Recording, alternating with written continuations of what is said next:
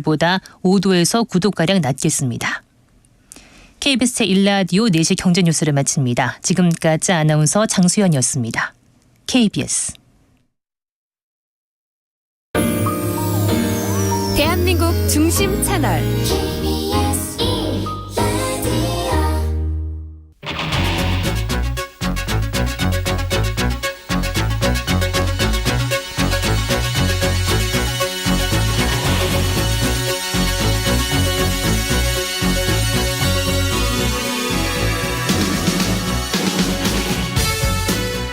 안녕하십니까. 성기영의 경제쇼 아나운서 성기영입니다. 국내 양대 항공사인 대한항공과 아시아나항공의 합병이 추진되고 있는데요. 경영난에 시달리는 아시아나를 대한항공이 인수하는 방식입니다. 합병이 최종 승인되면 세계 10위권의 공용 항공사가 등장하게 되는데요. 합병 전망은 어떤지, 소비자 피해는 없을지 살펴보겠습니다. 뉴욕 증시 상승세가 6주 만에 꺾였습니다. 국내 증시에는 어떤 영향을 줄지 주간 증시 흐름 짚어보고요. 정부가 오는 26일 발표하는 기업 밸류업 프로그램의 대략적인 내용이 얼마 전 공개됐는데 이 내용도 자세히 살펴보겠습니다. 이 시간 유튜브로도 함께합니다.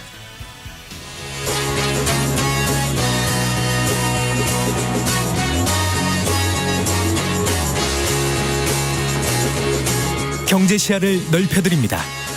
투자의 지름길을 안내합니다. 돈 되는 정보를 발견하는 시간. KBS 1라디오 경제쇼.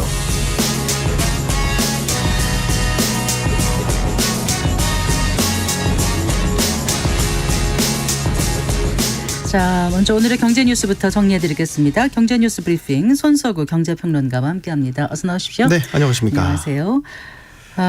의대 정원 확대를 반대하는 의료계 집단 행동이 가시화되고 있는데 일단 오늘부터 전공의들의 집단 사직이 지금 나오고 있죠. 네.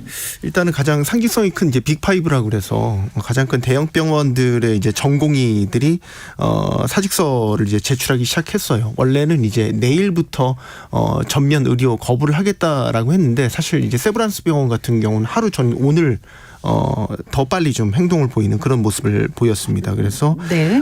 세브란스 병원 이제 소아 청소년과를 비롯해서 일부 전공의들이 이제 오늘 오전부터 사직서를 제출을 하고 지금 병원을 속속 떠나고 있는 그런 상태고요. 이제 빅5 병원 전공의들이 이제 집단 행동을 예고를 하자 지금 지방 병원들도 이런 움직임에 속속 동참을 하고 있습니다. 그래서 네. 뭐 지금도 계속해서 사실은 이제 속보가 나오고 있는데 뭐 대전 같은 경우는 뭐 성모병원에서 이제 인턴 또 레지던트를 비롯해서 전공의 44명이 사직서를 제출해서 이제 오전부터 출근하지 않았다 이런 소식도 전해졌고요. 제주대병원의 경우에도 역시 전공의들 중 절반 넘게 사직서를 낸 것으로 파악되고 있다 이런 소식도 전해지고 있고요. 뭐 네. 광주를 비롯해서 뭐 추가적인 뭐 아주대병원에 대한 전공의 사직서 제출 소식도 지금 계속해서 속속 올라오고 있는 그런 상황입니다. 전공의들이 실제 의료 현장에서 큰 역할을 하기 때문에 네. 이들이 의료 현장 떠나면은 타격이 크지 않겠습니까? 네, 일단은 세브란스 병원이 가장 먼저 이제 드러나고 있는데 일단 세브란스 병원 같은 경우는 전체 과의 수술 절반이 지금 줄어든 것으로 파악이 되고 있고 절반이나요? 네. 네. 이제 각 병원들은 이제 전공의 전체가 사직할 것을 가정을 해서 뭐 응급이라든지 아니면 중증도에 따라서 수술이나 입원 스케줄 같은 것들을 좀 전반적으로 조정하고 환자들에게도 이런 것들을 안내할 준비를 하고 있습니다. 이제 말씀하신 대로 이제 그 전공의들이 이런 식으로 이제 집단 사직을 해서 의료 현장을 떠날 경우에는 실질적으로 의료 서비스를 행하는 데 있어서 가장 큰 타격이 있다라고 보고 있습니다.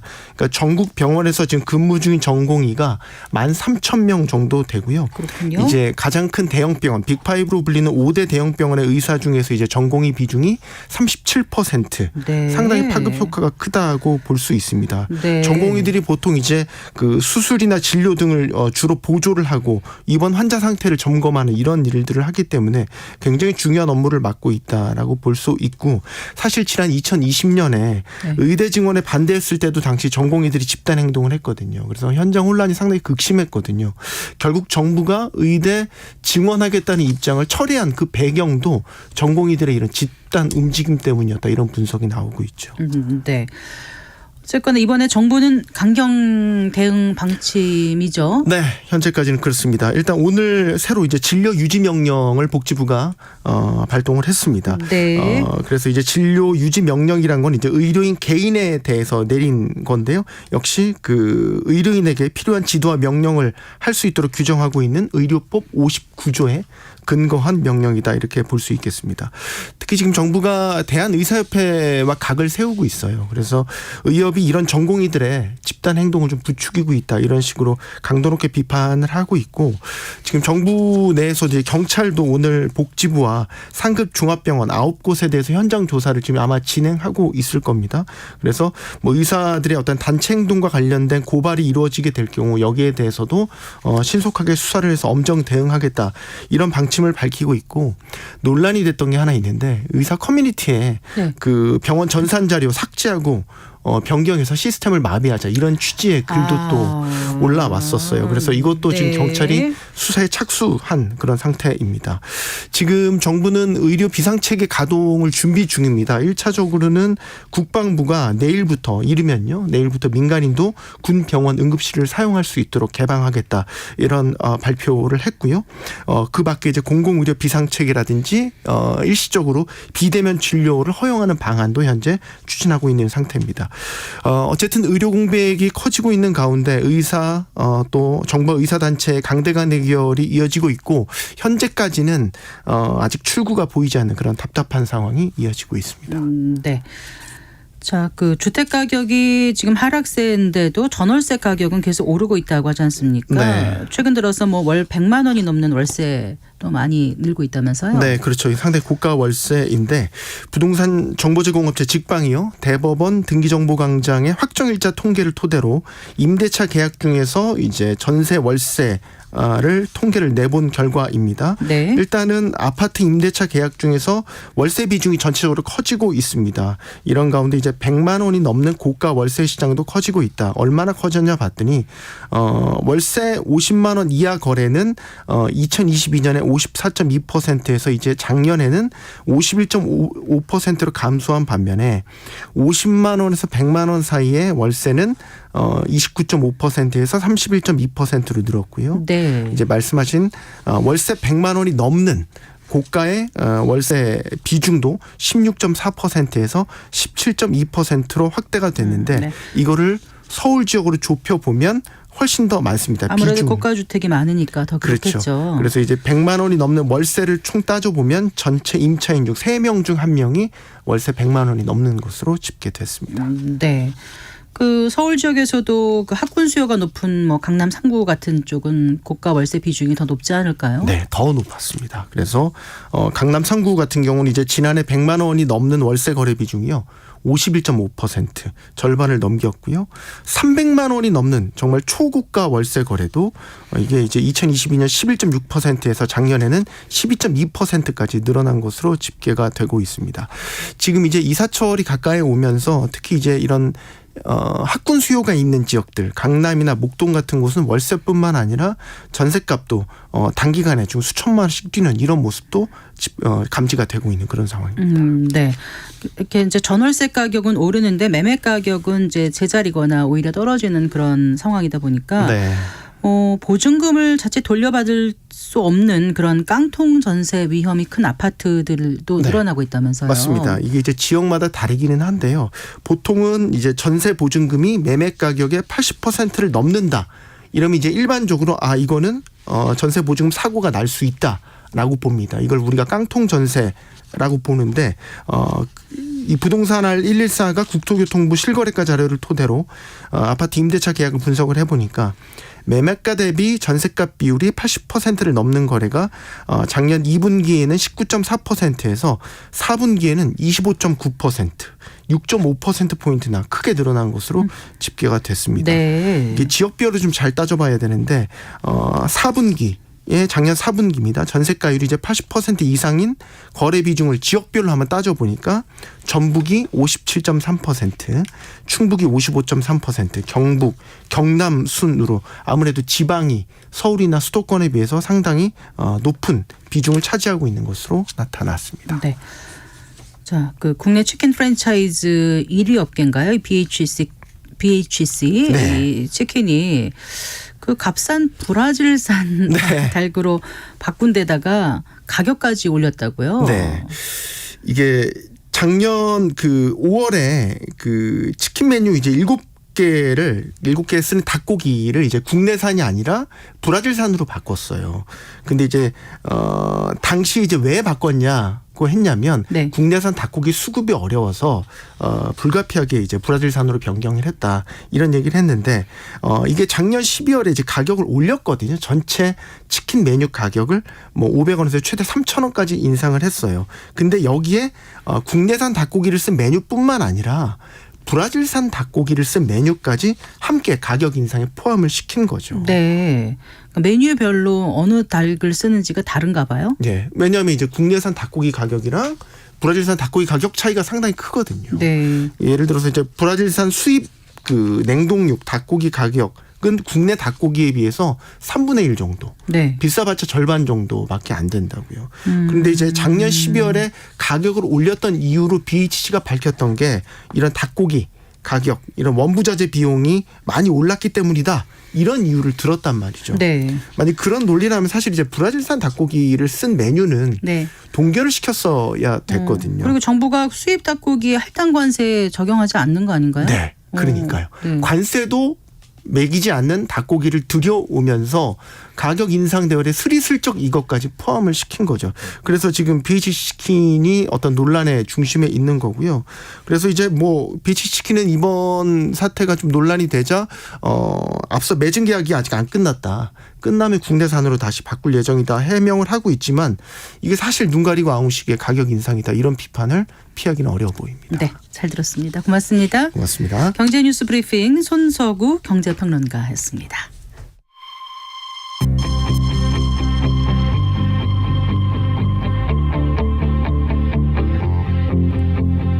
경제 전문가의 원포인트 레슨.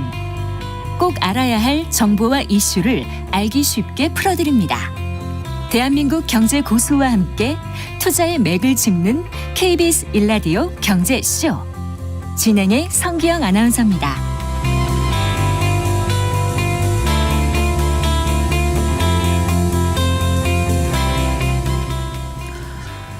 대한항공과 아시아나항공 합병이 추진되고 있습니다. 뭐 중국, 영국, 일본 그리고 최근에는 유럽연합까지 이렇게 13개국 심사를 마쳤고요. 이제 미국 심사만 남겨두고 있다고 합니다. 자, 마지막 관문을 넘을 수 있을지 또 두 항공사의 합병이 항공산업에는 어떤 영향을 미칠지 살펴보겠습니다. 류종은 3프로TV 기자 스튜디오에 모셨습니다. 반갑습니다. 네, 안녕하십니까. 네, 안녕하세요. 3프로TV 류종현입니다. 네, 대한항공과 아시아나항공의 합병 최근에 그 유럽연합이 조건부 승인을 했다 이런 소식이 들려왔어요. 네, 그 얘기 좀 먼저 해주실까요? 네, 지난주 이제 13일에 이제 대한항공과 아시아나항공의 기업결합 심사가 이제 EU에 있는 집행부로부터 이제 승인을 얻었다라는 이야기가 있었거든요. 네. 그렇게 되면서 이제 약 한 2, 3년 정도간 이제 이어졌던 이제 양사 간의 합병 이야기가 이제 네. 유럽에서는 어느 정도 승인을 받게 된 거고요. 네. 이게 지금 유럽연합에서 승인을 받음으로써 이제 끝나는 게 아니고요. 사실 이번에는 조건부 승인이었습니다. 그렇기 때문에 그들이 말하는 조건을 최종적으로 이행을 해야지만 앞으로 이제 승인을 받을 수 있을 거다 그런 이야기입니다. 어떤 조건입니까? 일단은 EU에서 이야기했던 거는 첫 번째는 이제 아시아나항공의 여객 사업부, 화물 사업부를 매각을 해라. 두 번째는 이제 아시아나항공이 인천발 유럽 노선 중에 이제 4개 노선이 있습니다. 네. 그게 바로 이제 파리, 로마, 프랑크푸르트, 바르셀로나 이 4개 노선을 지금 중복 노선인데 이거를 다른 업체로 넘겨라, 이관을 하라 이런 내용이 지금 실제로 이제 대한항공이 추진을 해야 되는 거고요. 이거 같은 경우에는 아무래도 이제 양사의 합병으로 인해서 독점 이슈가 발생할 거에 대해서 지금 EU 집행부에서 우려를 해서 그런 결정을 내린 겁니다. 네. 일단 그러니까 그 화물 부분에서는 아시아나항공의 화물 사업을 매각하라는 거고, 네. 말씀하신 그 여객 부문에서는 그 4개 노선이요, 그 중복되는 노선을 어디로 이관하라는 거예요? 이관하라는 그 항공사는 지정해서 얘기를 한 건가요? 예, 그렇습니다. 이걸 이제 지정하기 위해서 대한항공이 작년에 하반기 때 이제 그 심사안을 마련을 했고요. 그걸 네. 통해서 티웨이 항공에 지금 이 4개 노선을 이관을 하기로 했습니다. 네. 티웨이 노선 같은 경우에는 뭐 많은 분들이 들어보셨겠지만 요즘 LCC라고 하는 저비용 항공사 중에 하나거든요. 저가 항공요. 네, 맞습니다. 지금 그쪽으로 넘어가게 되어 있고요. 여객 사업 같은 경우에는 아직까지는 어디로 넘길지는 정해지진 않았는데 아무래도 지금 제주항공이라든지 에어프레미아 또 이스타항공 또 이제 화물 전용 이제 LCC도 있거든요. 네. 에어 인천이라고 하는 그 4개가 지금 사업 4개 업체가 지금 유력한 지금 후보군으로 이야기가 되고 있습니다. 아시아나의 화물 사업 매각 네, 그렇습니다. 회사의 후보군이 그렇게 4개로 지금 압축돼 있다는 말씀이시군요. 네네. 그래서 지금 이제 티웨이 항공 말씀하셨듯이 이제 LCC잖아요. 로코스트 캐리어. 네. 그러니까 기존의 풀 서비스 캐리어, 그러니까 FSC 같은 네. 거보다는 좀 규모가 작지 않습니까? 아무래도. 네네. 그래서 그 유럽연합 EU에서 요구한 만큼 장거리 그 운항 노선을 네. 잘 띄울 수 있을까 이런 의문이 드는데 어떻게 보세요, 기자님? 실제로 지금 그 부분에 대해서 많이 우려가 있기는 합니다. 그러다 보니까 뭐 많이들 지원을 해야 된다는 이야기가 있는데 지금 티웨이가 장거리 노선을 안 하는 건 아니에요. 현재 네, 이제 네. 호주 노선을 띄고 있고요. 아. 다만 구주 노선이 이제 유럽 노선에는 아직까지는 띄우고 있진 않아서 그러다 네. 보니까 이제 거기에 대한 노하우라든지 항공기가 없어서 걱정을 하는 건데 그 부분에 대해서도 지금 대한항공 쪽에서는 그러면 우리가 항공기도 빌려주고 사람도 나중에 빌려주겠다는 이야기를 하고 있고요. 이번에 이제 현재 지금 티웨이 항공이 띄우고 있는 항공기들 중에서 조금 큰 게 있어요. 대부분의 네. LCC들은 작은 항공기들을 많이 띄우는데 A330 뭐 이런 거요? 맞습니다. 네, 네. A330이 이제 중형기라고 해서 약간은 중거리, 장거리까지 갈 수 있는 항공기인데 네. 이게 지금 세대를 운영을 하고 있거든요. 여기 이제 세대만으로는 사실 4개 노선을 받으면 운항이 어렵잖아요. 네. 그러다 보니까 이제 대한항공 쪽에서는 이제 A330 5대를 지금 빌려줄 예정이고요. 네. 근데 또 항공기만 받는 걸로 인해서 사실은 이게 운항이 제대로 될 수가 없잖아요. 네. 그러다 보니까 대한항공 쪽에서는 거기에 이제 조종사, 이제 운항 승무원들 그리고 이제 객실에서 서비스를 할 수 있는 객실 승무원들까지 네. 다 제공을 해주겠다. 말이 제공이지만 어쨌든 다 빌려주겠다. 이렇게 지금 결정을 내린 상황입니다. 그 인력 해당되는 분들은 빌려준다 네. 이렇게 표현하시니까 좀 애매한데 어쨌든 인력을 지원하겠다는 뜻인데 네네. 이게 또 대한항공 직원들의 입장에서는 TA 항공으로 내가 가게 되면 아예 소속이 바뀌는 건지 네. 아니면 일시적으로 파견해서 지원을 해줬다가 어느 정도 능력을 갖추면 다시 돌아올 수 있는 건지 이런 고민도 있을 것 같아요. 사실 그 부분에 대한 반발이 굉장히 지금 큰 상황입니다. 네. 일단은 갈 때는 파견직으로 가기는 하는데 가게 되면 거기서 이제 얼마나 있다가 돌아올지에 대해서 아직까지 정해진 게 없거든요. 네. 또 아시겠지만 이게 항공기 같은 경우에는 항공기별로 이제 승무원들이 딱딱 정해지거든요. 네. 조종사도 정해지고 네, 네. 이제 객실 승무원도 정해지다 보니까 쉽게 바뀌기는 어려워요. 그렇기 때문에 이들이 이야기하는 건 내가 거기 가서 대한항공에 언제 돌아올 수 있을지. 아까 말씀하셨지만 FSC에서 LCC로 가는 거는 네. 본인의 신분이 바뀌는 거라는 생각들도 하시거든요. 강등된다는 느낌을 받을 수도 있잖아요. 그렇습니다. 충분히. 네. 입장에서는. 임금 차이도 확실히 있을 수밖에 없고 아, 네. 네, 갈 때는 분명히 내가 대한항공의 임금을 받고 갔어요. 네. 근데 거기서 몇 년 근무를 하다 보면은 임금 인상을 해야 되는데 네. 그때 인상 기준을 과연 대한항공에 맞춰줄 것인가 아니면 티웨이에 맞춰줄 것인가 이런 부분에 대한 아직까지 논의가 끝나진 않았고요. 또 조종사들 같은 경우에는 하나의 항공기를 몇 년 동안 타고 몇 시간을 타면은 승진을 할 수 있는 그런 기회가 있거든요. 네, 네. 근데 이제 만약에 이렇게 됐을 때 승진 기회를 박탈당하지 않겠냐라는 그런 지금 불안감들도 많이 있고요. 네. 대한항공 쪽에서는 이 부분에 대해서 지금 노조와 함께 협상을 해 나가겠다라고 이야기를 하는데 대한항공에 사실 산별 노조가 많습니다. 그러다 보니까 조종사 노조 쪽이랑은 조금 많이 난항을 겪고 있고요. 이제 그냥 대한항공 노조 쪽이랑은 이야기를 잘 진행을 하고 있는 걸로 알고 있습니다. 그러니까 뉴스에 난 것처럼 이렇게 간단한 문제는 아니에요. 그렇죠? 아직 넘어야 될 산이 많기는 합니다. 그래요. 그 아시아나항공 그 화물사 매각 조건 이거는 어떻게 보세요? 그러니까 이제 그 아시아나항공 화물 사업이 굉장히 큰 알짜 사업이라고 들었거든요. 맞습니다. 일단 그 네. 얘기부터 좀 해주시고요. 사실 아시아나항공의 이제 화물 사업 같은 경우에는 현재 전체 매출이 한 20에서 25% 정도 차지를 하고요. 아, 지난주에 이제 아시아나항공의 작년 매출이 이제 공개가 됐는데 네. 6조 5천억 정도 했습니다. 네. 그러면은 최소한 이제 아시아나항공 이 화물 사업의 그 가치만 보더라도 1조 2천억에서 1조 5천억 원 정도의 매출을 만들 수 있는 그런 사업부거든요. 네. 근데 이거를 지금 대한항공이 아직까지 아시아나항공의 주인이 아닌데 네. 매각을 하는 것 이게 처음에 되게 문제가 됐어요.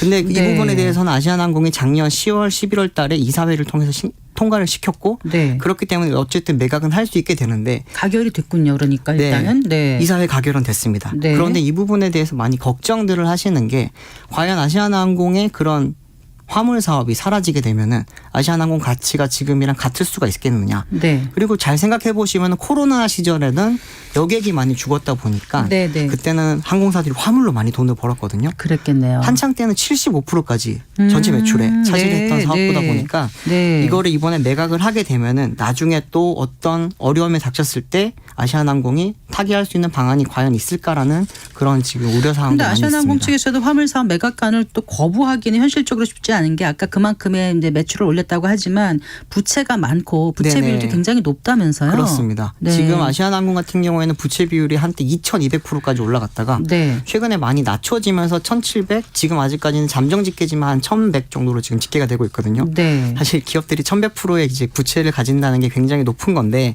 그러다 보니까 어떻게든지 하나라도 지금 빨리 팔아서 또는 매출을 일으켜서 그 부채를 줄이는 게 지금 목표거든요. 네. 근데 이제 여기서 지금 쉬운 방법은 어쨌든 매각을 해서 부채 비율을 낮추는 거다 보니까 이렇게 가는 것이고요.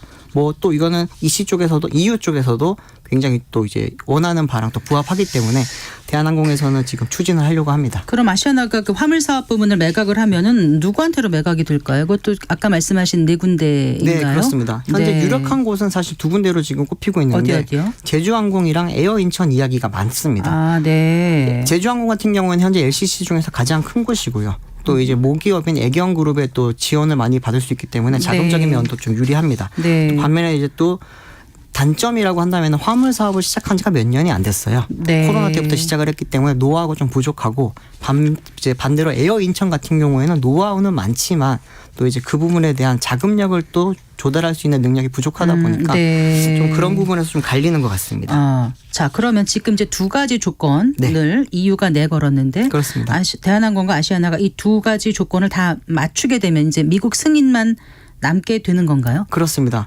지금 우리나라가 왜 기업들이 많은 분들이 우리나라 항공사가 합치는 거를 왜 다른 나라의 허락을 받아야 되느냐. 그러니까요. 그거 예. 네, 이 항공 같은 경우에는 보안도 엮여 있고 여러 가지가 좀 문제가 많다 보니까 또 인프라 사업이잖아요. 그렇기 네. 때문에 자국민에 대한 피해가 가는 걸 굉장히 우려를 합니다. 네. 그렇기 때문에 우리나라는 14개 이제 국의 경쟁 당국의 승인을 받아야 되고요. 네. 지금 대부분의 나라에서 받았습니다. 대만, 태군, 튀르키예, 말레이시아 다 받았고요. 네. 또 중국이랑 영국, 일본까지 최근에 받으면서 이제는 미국과 유럽만 남았었는데 이제 유럽 같은 경우에도 어쨌든 사실상 넘어가게 됐으니까 미국을 받으면은 이제 뭐 별다른 문제 없이 합병을 할 수 있게 되는데 그 부분이 조금 많이들 좀 긍정적으로 보시는 분들이 많기는 합니다. 사실은. 뭘요? 한 국가만 남았으니까. 미국만 남았으니까 이제 미국 하나만 넘기면 끝이다. 네. 그래서 좀 긍정적으로 보는데. 네, 언론에서도 지금 9분 응선 넘었다 이야기 되게 많이 나왔었는데 네. 실제로는 글쎄요 이게 호락호락하지는 않을 것 같아요, 사실은.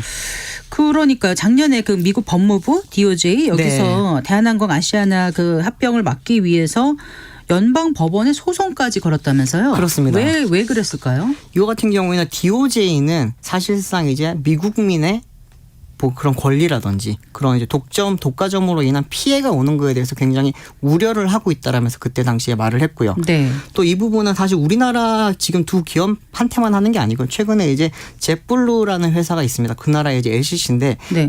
이 회사도 지금 최근에 합병을 추진을 했는데 그 네. 부분에 대해서도 DOJ가 소송을 걸었고 미 법무부에서. 네. 그 부분에 이제 DOJ 쪽에 승기를 잡으면서 사실상 지금 소송이 지금 되게 난항을 겪고 있거든요. 그러니까 미 법무부가 반대하는 이유는 경쟁을 제한하게 된다는 거죠. 합병을 하면. 그렇습니다. 네. 그래서 경쟁이 제한하니까 항공권 가격은 결국은 오를 것이다. 그럴 수밖에 그래서 없겠다는 그게 거죠. 소비자가 피해를 볼 수 있다. 그 네. 논리인 거죠. 맞습니다. 근데 지금 DOJ만이 아니고요. DOJ만 문제가 아니고 네. 이 부분에 대해서는 지금 미국 내 산업 쪽에서도 굉장히 지금 많은 갈등이 이루어지고 있는데요. 네. 이 아시아나항공과 대한항공은 기존에 이제 미주 노선을 달리면서 운항을 하면서 아시아나는 유나이티드 항공 네. 그리고 이제 대한항공은 델타 항공과 같이 맞아요. 협업을 많이 해왔거든요. 네, 네. 근데 그러다 보니까 이제 이번에 대한항공과 아시아나항공이 합병이 되면서 아시아나가 네. 먹히는 모양새가 되게 되면은 기존의 아시아나와 협력을 했던 유나이티드 항공 같은 경우에는 이 항공 노선에 대해서 굉장히 경쟁력을 잃게 되고요. 델타 항공이 이 부분에 대해서 경쟁력을 가져갈 수밖에 없는 상황이거든요. 네. 그러다 보니까 지금 유나이티드 항공 쪽에서는 이제 기존에 속해 있던 스타 얼라이언스라고 하는 네. 그 이제 항공 동맹체를 비행기 타면 맨날 나와요. 스타 그렇죠, 얼라이언스 이러면서 네, 맞습니다. 마일리지 같이 쓰게 하고 막 이런 거잖아요. 그렇죠. 네, 이제 네. 코드 쉐어도 하고 마일리지도 맞아요. 같이 쓰고. 네. 그렇기 때문에 유나이티드 항공 같은 경우에는 여기를 잃게 되면은 네. 항공 노선에 대해서 경쟁력이 완전히 없어지는 거거든요. 아, 네. 그러다 보니까 스타 얼라이언스를 통해서 지금 DOJ를 압박하고 있고요. 또 반대로 이제 델타 측에서는 빨리 넘어오기를 바라고 있죠. 그러면서 네. DOJ라든지 미국의 경쟁 당국들을 또 반대편에서 또 로비를 하고 있는데 이 아시겠지만 미국의 로비전이라는 게 굉장히 또 첨예하고 또 되게 치밀하게 이야기가 되잖아요. 네. 그렇기 때문에 이 부분이 쉽게 결론이 나지는 않을 거라고도 많이들 보고 있습니다. 네. 그 슬롯 얘기가 나오는데 그건 무슨 얘기입니까? 슬롯 같은 경우에는 우리나라 이제 비행기들이 뜰 때 얻는 시간대 쉽게 네. 말하면 자리 싸움이라고 보시면 네, 네. 돼요. 한 이제 그 공항에서 뜰 수 있는 자리가 정해져 있잖아요. 네. 시간대도 정해져 있고. 근데 이거를 얻기 위해서는 정부의 역할 그리고 이제 기업의 역할이 굉장히 많이 중요한데 뭐 알 수 없는 그런 유모양의 돈이 굉장히 많이 들어가거든요. 근데 지금 대한항공이 이번에 아시아나항공을 얻기 위해서 네. 중국 노선에서 9개의 슬롯을 포기를 했고요.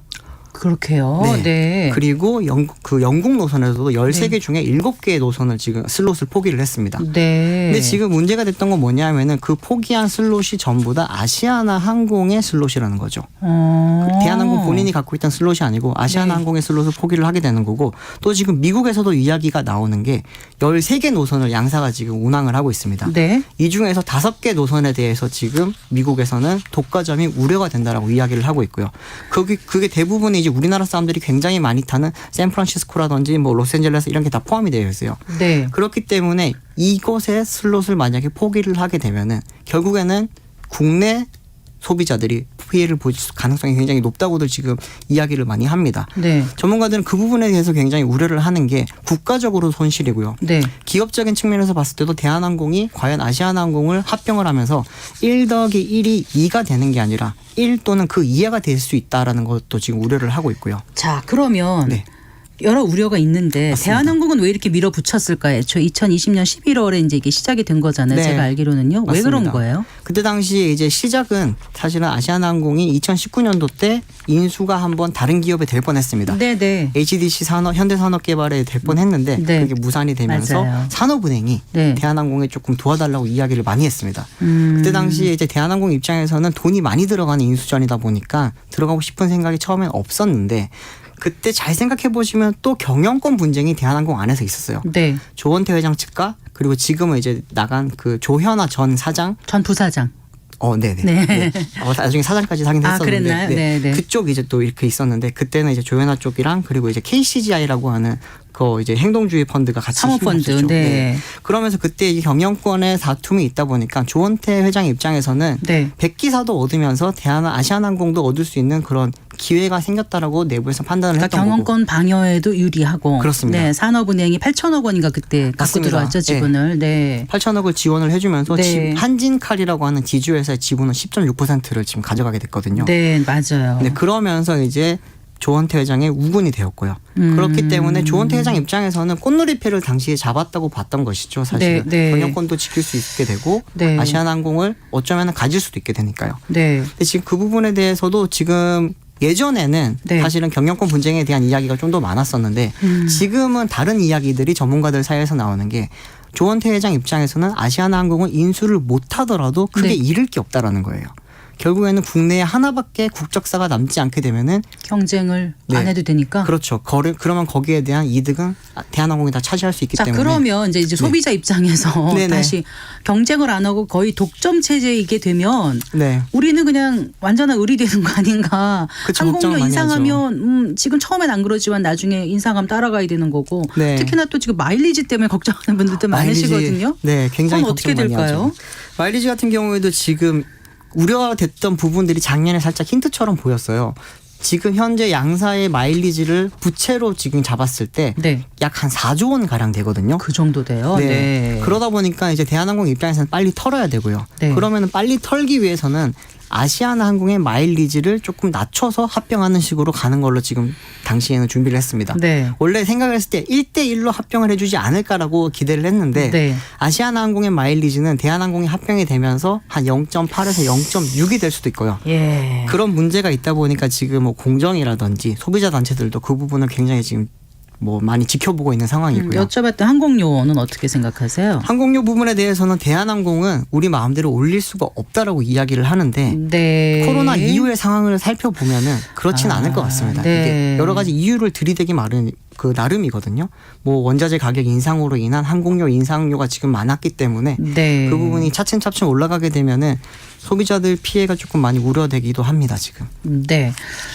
그래도 경영권 승계 등의 복잡한 문제도 소비자 피해 우려되는 여러 가지 있고 슬롯을 포기한 여러 가지 문제가 있습니다만 그래도 긍정적인 요소가 있으니까 합병을 하지 않겠어요? 기업의 입장에서는? 맞습니다. 만약에 이게 정말 좋게 본다면 두 기업이 합병을 해서 성공적으로 합병을 하게 되면은 지금 뭐 언론에서는 세계 10위 정도의 메가 캐리어가 생긴다고 하는데 네. 그건 2019년도 기준이더라고요. 네. 취재를 좀 더 해보니까 현재 기준으로는 한 15에서 한 17위 정도가 규모가 되는 걸로 나오고 있고요. 네. 또 하나는 이제 아시아나 항공 직원들 입장에서는 어쩌면은 직장을 잃을 수도 있는 상황이었거든요. 그때 2019년 당시에 이제 아시아나 항공이 부채가 너무 높고 돈이 네, 없어서 네, 기억납니다. 망할 수가 있었잖아요. 네. 그렇게 되면 거의 한 8천여 명의 지금 직장인들의 직업을 잃을 수가 있었고 또 하나는 이제 우리나라 항공 산업 자체의 경쟁력도 많이 네. 나빠질 수 있었는데 합병이 진짜로 긍정적으로만 잘 된다면은 그런 좋은 형상도 있을 수는 있는 거죠. 그렇죠. 뭐 스케줄 경쟁력 강화될 수도 있고 환승 수요가 뭐 확대될 수도 있고 네. 뭐 여객 화물 수익도 증대될 수 있고 여러 가지 좋은 걸 다 생각을 하면은 네. 뭐 몇천억 규모의 연간 시너지 효과가 있을 거다 이런 예측들도 나왔는데 혹시 네네. 이 조건부 승인이라는 게 조건이 맞지 않으면 결국 불발될 수도 있는 게 아닌가. 그렇습니다. 네. 아니면 아까 미국 BOJ 법무부 같은 경우도 승인 안 해주면 네. 무산이 혹시 된다면 그럼 어떻게 될 것인가 그 얘기 잠깐만 해주세요. 무산이 되면은 사실은 좀 많이 위험합니다. 두 가지가 위험한데 하나는 이제 산업은행 측면에서는 지금까지 쏟아부은 돈이 너무 많습니다. 네. 총 이제 4조 원 가량의 지금 돈을 넣었거든요. 네. 한진칼과 이제 그 아시아나 항공 쪽에 넣었던 돈을 다 합치면 정확히 한 4조 4천억 정도 되는데 그 정도예요. 네. 이거를 지금 어떻게 상환할 거냐. 현재 지금 3조 5천억 원이 그 중에서 지금 아시아나항공에 들어가 있습니다. 네. 이 중에서 아시아나항공이 한 1조 원 가량을 지금 최근에 상환을 했어요. 네. 그렇다고 하더라도 아직은 2조 5천억 정도 남아있는 네. 상황이고요. 또 하나는 이제 아시아나 항공 측면에서도 아까 말씀드렸지만 만약에 회사가 공중분해될 경우에는 네. 산업 자체적으로 경쟁력이 약해지고 직원들이 네. 갈 곳이 없게 되는 거죠. 그러면은 좀 많은 큰 문제가 될 겁니다. 산업은행이 그 부분에 대해서 굉장히 좀 트라우마를 갖고 있어요. 네. 예전에 한진해운이라든지 쌍용차 사태를 겪으면서 그때 당시에 많은 일자리를 날려버렸다라는 그런 비판을 많이 받았기 때문에 이번에는 어떻게든지 좀 많이 메이드를 하려고 하고 있습니다. 네, 그래요. 두 항공사 합병 여부가 대한민국 항공산업 전반에 미치는 영향이 클 텐데요. 네네. 마무리 좀 해주시죠. 네. 만약에 지금 뭐 정말로 좋게 긍정적으로 봤을 때는 두 항공사가 이제 긍정적으로 합병이 됐을 경우에는 우리나라도 이제는 뭐 델타 항공이라든지 유나이티드 뭐 아메리칸 에어라인 이런 곳처럼 큰 항공사를 가질 수 있게 되기 때문에 선진국 반열에 올라간다는 그런 장점이 있을 수 있고요. 좀 안 좋게 본다면은 진짜 소비자들의 우려가 계속되고 있는 항공권 인상, 가격 인상, 또 이제 어떻게 보면은 이제 슬롯이 많이 부족해지다 보면은 많이 불편해질 수가 있어요. 네. 뿐만이 아니라 밤 비행기를 타야 된다든지 그런 불편함이 많이 있을 수 있기 때문에 그런 부분 좀 우려가 그럼 되기는 이외 합니다. 조건부 승인 이런 거 맞춰주는 거 언제까지 이행해야 되는지 이런 시간적인 이행 시기는 정해지진 않았고요. 네. 지금 대한항공 쪽에서 이야기하는 바로는 올 하반기 안으로 그 조건부를 모두 이제 완료를 하겠다라고 하는 지금 테이블 그럼 정도만 미국 거는 잡혀 있습니다. 언제쯤 승인이 될까요? 그거는 아직 정해진 게 없습니다. 아, 그럼 앞으로 뭐 몇 네. 년 더 걸릴 수도 있는 거네요. 어쩌면 그럴 수도 있습니다. 네. 그리고 그게 끝난다고 해서 바로 합병이 아니고요. 2년 동안은 분리 경영을 하다가 2년 뒤에 합병을 하게 됩니다. 그렇군요. 네. 네. 오늘 자세한 말씀 잘 들었습니다. 고맙습니다. 네, 감사합니다. 네, 류종은 3프로TV 기자와 함께했습니다.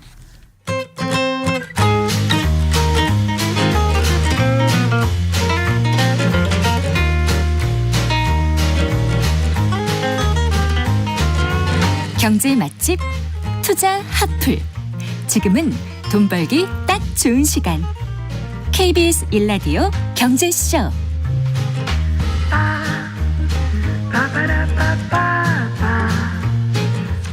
네, 성기영의 경제쇼 2월 28일 수요일에는 안순남 세무사와 함께하는 세무상담 코너가 열립니다.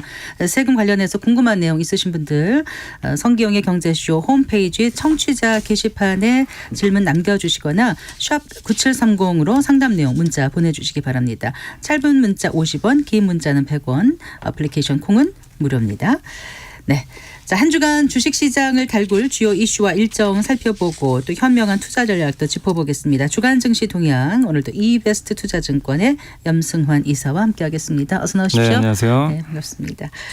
자, 뉴욕 증시가 6주 만에 상승세가 꺾인 거라면서요. 네. 자, 일단 지난주 국내 증시 흐름 그리고 미국 증시 흐름 좀 정리해 주실까요, 먼저? 뭐 사실 이제 국내 증시 지난주부터 좀 굉장히 좋은 좀 모습들이 나왔죠. 그래서 지난주도 좀 강세를 보였지만 이제 오늘 특히 좀 좋았던 것 같아요. 오늘 이제 그래요? 코스피가 네. 드디어 연중 최고치를 경신을 했습니다. 드디어. 예, 그래서 2,680까지 좀 올라선 모습인데 많이 올랐죠? 31.5포인트나 올랐어요. 네, 맞습니다. 네. 오늘도 뭐 외국인들이 5천억 이상 순매수를 좀 해줬고 네. 아마 이제 아시겠지만 다음 주 월요일 날 정부에서 기업 밸류 프로그램이라고 네. 이제 아마 발표를 앞두고 있는 것 같은데 그 기대감으로 이 관련된 그 저 PBR주라고 불리죠. 좀 네. 저평가된 이런 기업들의 이제 주가들이 큰 폭으로 좀 오르면서 오늘 좋았고 특히 오늘은 공기업 주들이 좀 좋았던 것 같아요. 공기업 네네. 경영평가에 뭐 이런 뭐 소액주주 보호 같은 게 당긴다고 하니까 거기에 따른 이제 주가 상승도 기대가 돼서 좀 올랐던 것 같고요. 반면 코스닥은 조금 좀 부진했습니다. 오늘 그 2차 전지가 바이든 행정부의 전기차 가속화 정책이 좀 후퇴될 거라는 네. 그런 좀 우려가 나오면서 조금 예. 부진했고 그래도 코스닥은 2차 전지 시총이 너무나 크거든요. 그래서 상대적으로 좀 코스닥은 부진했지만 코스피는 이제 뭐 최근 들어와서 2월 달 들어와서 강세 흐름이 이어지는 모습이었고 반면 이제 뉴욕 증시는 그동안 이제 시장을 이끌었던 그 빅테크 기업들의 주가가 네. 조금 이제 꺾이고 있는 게 미국의 물가라든가 이런 게 좀 생각보다 높게 나오다 보니까 네. 원래 처음엔 금리 인하 3월에 할 줄 알았는데 이제 5월로 연기됐고 이제 5월도 아니다 6월 해야 된다 자꾸 연기되다 보니까 네. 또 미국의 10년물 국채 금리가 4.2까지 좀 올라갔거든요. 그러다 보니까 그래요. 4.2까지 예. 올랐군요. 네. 그래서 이제 금리 상승에 대한 좀 부담감으로 미국 빅테크가 좀 빠지면서 미국 증시는 조금 좀 쉬어가는 흐름이 나온 것 같습니다. 네, 그 지난주 국내와 또 뉴욕 증시 움직였던 특징주 뭐였었죠?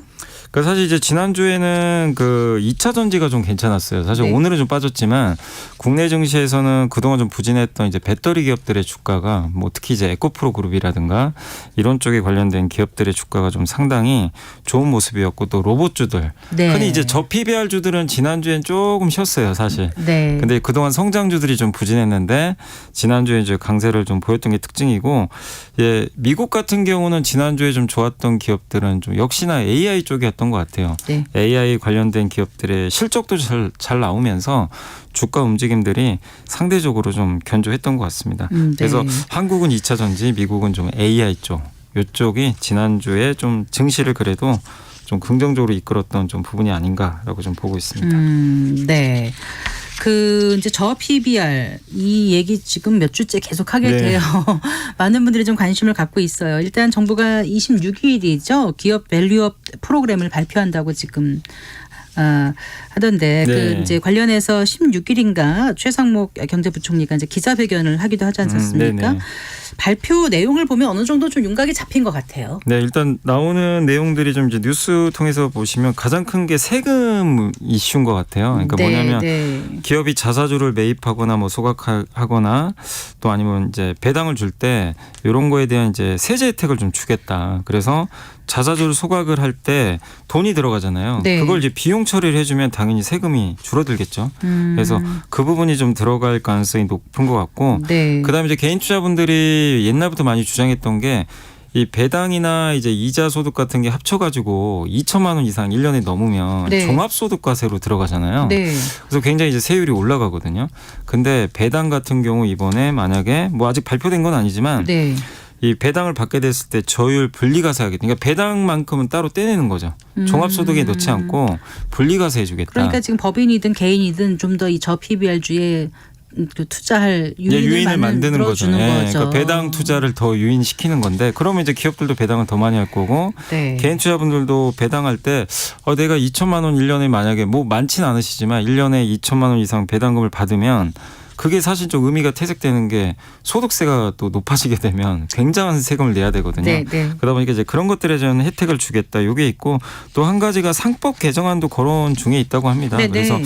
이사의 책임을 좀 더 강화하고 소액주주가 이제 좀 주식 매수 청구권 같은 뭐 M&A라든가 뭐 분할을 했을 때 뭐 물적 분할이나 인적 분할을 했을 때 약간 소액주주가 좀 피해받을 수 있는 부분들에 대해서 보상을 할 수 있는. 그러니까 내가 만약 반대를 했을 때 매수 청구 내 주식을 사가라. 네. 어느 적정한 가격에 그런 것들을 좀 확대할 수 있는 그런 이제 상법 개정안도 거론 중인데 다만 아직까지 이제 이 내용이 실제 나올지는 아직은 알 수는 없고요. 네. 최상목 이제 부총리가 다음 주 월요일 날 이런 내용들을 좀 기본으로 해서 발표하지 않을까라고 좀 기대를 하고 있는 것 같습니다. 네. 그 이번 밸류어 프로그램이 이제 소액주주 권리를 강화하는 부분도 있다 보니까 네. 또 상대적으로 그 기업의 경영권 방어도 보장해줘야 되는 게 아닌가 이런 의견이 나오고 있더라고요. 이 얘기도 좀 해주실까요? 이거 이제 포이즌 필이라는 이제 용어를 좀 많이 쓰는데 신주 인수 선택권인가요? 이게 아마 제가 알기로는 예전에 그 이명박 정부 때부터 거론이 됐던 내용인데 네, 네. 아직 한국은 이게 시행이 안 되고 있는데 이제 미국, 일본, 독일, 프랑스 같은 이제 모든 많은 국가들이 허용을 좀 하고 있고요. 이게 뭐냐면 이제 적대적 M&A 갑자기 이제 어떤 대주주가 있는데 네. 다른 쪽에서 공격이 들어와서 경영권을 이제 가져가는 경우도 생길 수 있잖아요. 네, 네. 다른 이제 주주들의 어떤 지분을 모아가지고 그럴 경우에 기존의 주주들이 현재 주가보다 뭐 예를 들면 지금 주가가 10만 원인데 네. 뭐 이거 하나에 5만 원이나 만 원에 싸게 살 수 싸게 있게. 발행을 하는 거예요. 네, 주식을. 네. 그래서 자기가 가져가는 거죠. 그러면 이제 경영 지분이 확 늘어나잖아요. 사실은. 네. 그래서 그 경영권 방어 수단 중에 하나로 지금 포이즌 풀이 좀 이제 많은 국가에서 허용이 되고 있는데 한국도 이런 걸 좀 이제 허용해야 되는 거 아니냐 이런 좀 얘기들이 나오는데 다만 이제 여기에 대해서는 또 반론도 있는 게 주식 공급이 또 늘어나게 돼요. 이럴 경우에는. 네. 그럼 또 소액주주 가치가 또 훼손될 수 있다라는 일부 측면도 있거든요. 그래서 최상목 부총리도 여기에 대해서는 좀 고민 중이라고 합니다. 아직 결정된 건 아니고 네. 충분히 시간을 갖고 이제 좀 검토는 해보겠다. 그래서 아직까지는 결론은 나지 않았지만 만약에 포이즌 필이 도입이 된다고 했을 땐 소액주주 좀 방어 장치 같은 거 있잖아요. 그런 네. 것들이 좀 도입이 되지 않을까. 그렇지만 아직까지는 검토 중이라 조금 더 여러분들이 좀 이게 도입이 될지는 좀 확인을 할 필요는 있는 것 같습니다. 네.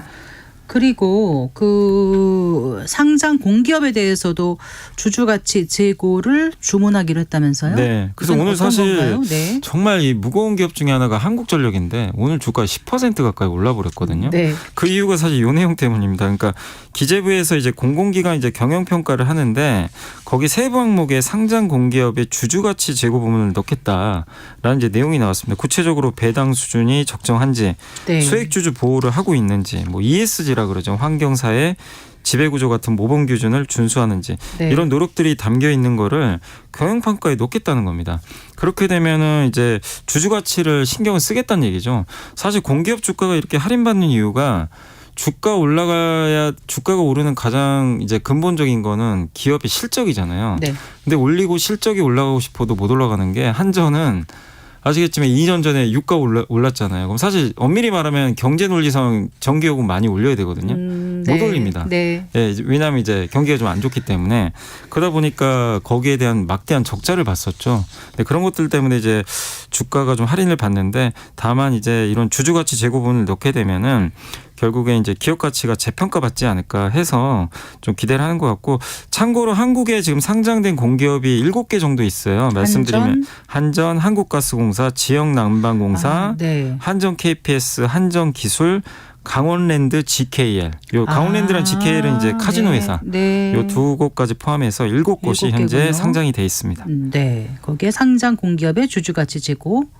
예, 좀 뭔가 좀 기대가 되기는. 네, 그래서 오늘 하네요. 이쪽 관련 네. 기업들이 다 급등을 좀 자, 했습니다. 그럼 26일에 발표가 되면 이제 정말 국내 증시 재평가가 가능할까요? 다음 달 그 증시에 당장 어떤 영향을 줄 거라고 일단 보세요? 근데 이제 그 기대감으로 사실 오늘 이미 벌써 오르고 있습니다. 주가가. 그래서 항상 주가는 너무 좀 빨라서 그래서 막상 또 발표되면 빠질 수도 있어요. 그래요. 그러나 네. 이제 일본 사례도 있지만 일본도 이게 발표되고 나서 계속 오른 건 아니었거든요. 중간중간 조정 나왔는데 다만 이제 이거 같아요. 연속성이 있겠느냐. 이 정책이 여기서 끝나는 게 아니라 네. 이번에 어쨌든 세부적인 안보다는 어쨌든 큰 틀에서 정책이 나오고 세부안들은 제가 봤을 때는 계속 업데이트를 하면서 꾸준히 발표될 것 같고요.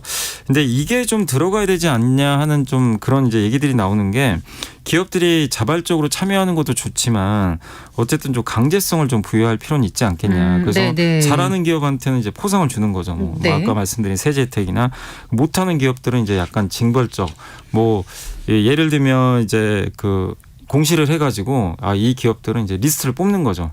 주주 가치에 좀 미온적인 기업이다. 약간 이제 망신 주기 같은 거죠. 네, 그런 것들은 사실 일본이 그런 방식으로 하고 했다면서요, 있거든요. 작년에. 네. 그래서 아마 이런 좀 약간의 그 강제성이 좀 부여된다면 네. 조금 더 효과 있을 것 같은데 그게 있을지가 좀 또 다음 주에 정책법의 핵심인데 그런 게 포함이 된다면 물론 단기적으로는 미리 좀 선반영해서 빠질 수는 있지만 3월 증시에도 상당히 긍정적으로 작용하지 않을까 이렇게 판단을 하고 그렇군요. 있습니다. 앞서 한 이슈 코너에서 이제 대한항공과 아시아나항공 합병 전망 살펴봤거든요. 네네. 항공주 좀 흐름 좀 짚어주세요. 최근에 항공주는 좀 부진합니다. 이제 왜냐하면 유가가 좀 최근에 오르고 있어가지고 네. 좀 부담으로 좀 작용하지만 그래도 아까 이제 기자님 말씀해 주신 대로 합병 이슈는 우리나라 그 항공산업에는 좀 긍정적이죠. 왜냐하면 경쟁이 줄어드니까 좋을 가능성이 높고 또 대한항공 입장에서도 이제 경쟁사가 자기 품으로 들어오는 거잖아요.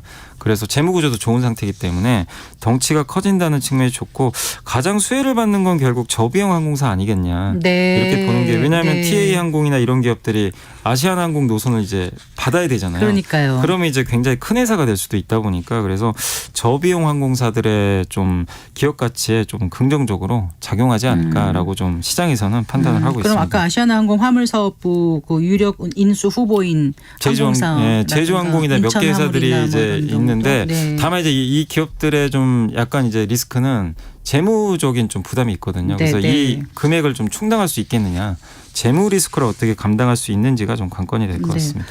자, 항공주 말씀하실 때 유가 말씀하셨잖아요. 네네네. 근데 유가가 계속 상승하고 있는 거죠? 좀 어디까지 왔죠? 유가가 지금 국제유가 그 WTI, 그러니까 미국의 서부 텍사스산 중진류 기준으로는 79달러까지 왔는데 네. 이게 한 몇 달 전에 6달러까지 떨어진 적이 있었거든요. 그래서 좀 최근에 꾸준하게 올라오고 있고 그 배경으로는 이제 지정학적 리스크가 많이 거론이 되고 있고 네. 또 거기다 요즘에 미국의 그 이 오일 업체들이요 인수합병을 서로 하고 있어요. 그래서 최근에 어디하고 어디요? 그 뭐 최근에도 다이아몬드백 에너지라는 회사가 네. 엔데버라는 회사를 한 우리나라 돈으로 30조 원에 인수했다고 합니다. 굉장히 금액이 큰 뭐 쉐브론, 엑손모빌 네네. 이런 기업들이 인수합병하는데 작년 말부터 현재까지 인수합병 규모만 이게 우리나라 돈으로 200조가 넘는다고 합니다. 네. 그러니까 엄청난 인수합병을 하는데 근데 이렇게 서로 인수합병을 하잖아요. 그럼 경쟁이 줄어드니까 원유 공급이 또 줄어들 수가 있어요. 서로 막 증산하거나 이러질 않거든요. 네. 그래서 이런 것들도 당연히 어깨가 재편되면서 유가 상승에 또 일조를 하고 있는 것 같습니다. 그래서 이런 이제 공급적인 측면의 이슈가 좀 이제 나오면서 지금 국제 유가는 점진적으로 이렇게 올라가는 그런 상황으로 최근에 전개가 되고 있고 그래서 최근에 정유주들도 네. 주가 좋은데 꾸준하게 정유주도 좀 주가 흐름은 좋지 않을까. 그럼 화학주에도 긍정적인 화학주는 사실 좀 미치나요? 부정적이에요. 왜냐하면 유가 오르면 그게 네. 원재료거든요. 아, 그러네요. 네. 근데 이제 그게 엄청나게 높은 수준은 아니기 때문에 제한적이고 올해는 중국의 그 증설이 조금 적다고 합니다. 근데 관건은 중국이 부양을 좀 세게 해줘야 되거든요. 네. 그래서 화학주는 중국 부양에 좀 달려 있다라고 좀 그렇군요. 판단하고 있습니다. 아까 그 외국인이 많이 사들였다고 하셨잖아요. 네. 국내 주식 순매수 급증하고 있는데 어느 정도예요? 오늘 아까 얼마였죠? 오늘도 5천억 이상 산 걸로 나왔는데 네, 네. 이게 역대급입니다. 1월, 2월 합쳐서 순매수가 지금 이제 거의 지금 그 2012년도에 10조 산 적이 있었거든요. 네. 1월, 2월 합쳐서. 네. 올해가 지금 9.5조 원이에요. 근데 오늘까지 합치면 10조입니다. 그래서 거의 비슷해졌기 때문에 역대급 순매수인데 이 수치가 좀 계속 이어진다면 주식시장이 상당히 좀 좋지 않을까. 근데 지금 사는 배경으로는 네. 기업 밸류 프로그램 기대감 때문에 최근에 뭘 사고 있냐면 저 PBR 관련주를 좀 많이 사고 있더라고요. 그러니까 그렇군요. 네. 외국인도 정부 정책에 좀 기대를 많이 하고 있는 그런 상황으로 좀 판단을 하고 있습니다. 네. 근데 외국인들은 주식뿐만이 아니라 채권도 많이 사들였다면서요? 네, 채권도 작년 12월엔 좀 팔았는데 1월 한 달 동안 3조 4천억 정도를 또 상장 채권을 순매수를 하고 있거든요. 네. 그래서 이 주식뿐만 아니라 우리나라 이 원화 자산에 대해서 상당히 긍정적으로 보고 좀 매수를 하고 있는 것 같습니다. 그렇군요. 자, 외국인 순매수는 그럼 당분간 좀 지속된다고 보세요, 이사님? 일단 이제 다음 주 월요일이 관건입니다. 26일 날 발표하잖아요. 그건 월요일이네요. 그거를 네. 발표했는데도 산다면 계속 이어질 것 같고 그날 이제 그걸 보고 또 팔아버릴 수도 있거든요. 그래서 일단 이번 주는 이어질 것 같은데 다음 주 월요일이 좀 변수고 그다음 이번 주 이슈 중에 제일 중요한 게 21일 날 엔비디아 실적 발표가 있어요. 그게 중요하다면서요. 네, 네. 그래서 이게 AI를 이끄니까 엔비디아 실적이 만약에 좀 실망스럽게 나오면 우리나라 또 반도체를 좀 팔아버릴 수 있거든요. 그러면 네. 약간 순매수가 꺾일 수도 있으니까 저는 가장 중요한 게 21일 날 엔비디아 실적하고 다음 주 월요일 발표될 이제 기업 밸류 프로그램 이 두 가지가 외국인의 좀 선택을 결정하지 않을까 이렇게 좀 생각을 하고 있습니다. 네, 잘 들었습니다. 고맙습니다. 네, 감사합니다. 네, 이베스트 투자증권의 염승환 이사와 함께했습니다. 마칠 시간입니다. 성기영의 경제쇼 오늘 순서 여기까지입니다. 저는 아나운서 성기영이었습니다. 고맙습니다.